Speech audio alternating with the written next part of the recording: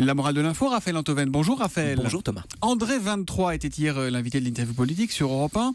Et à la question de savoir si la doctrine de l'Église pouvait évoluer sur le célibat des prêtres, voici ce que l'archevêque de Paris a répondu. Le problème n'est pas le célibat, c'est la fidélité des gens à leur engagement. Oui, ce qui est étrange dans le raisonnement de l'archevêque de Paris, c'est qu'il s'appuie sur cette réponse pour justifier l'immobilisme de l'Église. Je veux dire, puisque le célibat n'est pas le problème, alors le mariage reste interdit. Ça, c'est le raisonnement. Quelle drôle d'argumentation. Pourquoi ne pas autoriser le mariage des prêtres si leur célibat est un faux problème ? Et André 23 qui ajoute, et là j'ouvre les guillemets, ça ne changera rien à rien de faire évoluer la doctrine de l'Église sur ce point. Oui, mais enfin, respectueusement, on peut quand même en douter.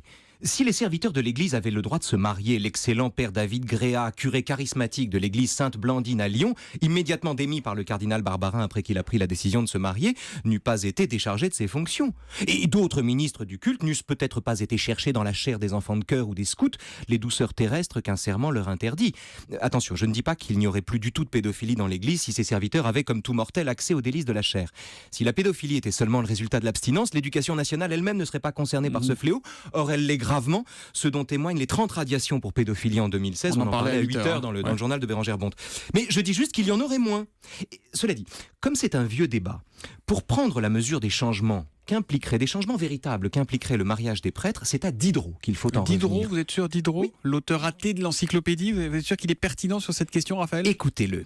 C'est dans l'article célibat, justement, de l'encyclopédie. Avantage du mariage des prêtres. Numéro 1.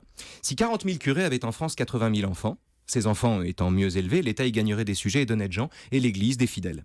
2. Les ecclésiastiques étant par leur état meilleurs maris que les autres hommes, il y aurait 40 000 femmes plus heureuses, et donc, ajoute Diderot, plus vertueuses.